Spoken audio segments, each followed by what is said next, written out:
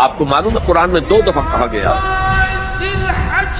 یوم یفر المرء من اخیہ وامہ وابیہ وصاحبتہ وبنیہ، جس دن بھاگے گا انسان اپنے بھائی سے بھی اور اپنی ماں سے بھی اور اپنے باپ سے بھی اور اپنی بیوی سے بھی اور اپنی اولاد سے بھی۔ کیوں؟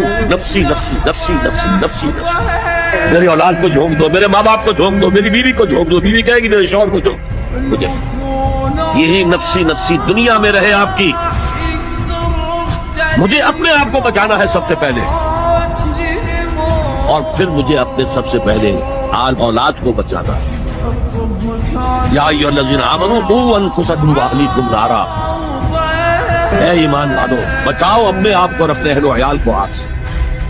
یہ کام جو ہے آپ کریں اور سمجھ لیں، نہ بیٹا کام آئے گا، نہ جورو کام آئے گی، نہ باپ کام آئے گا، نہ ماں کام، تمہارا اپنا عمل۔ اگر تم اس راستے پر چلے، اپنی ہمت کے مطابق چلتے رہے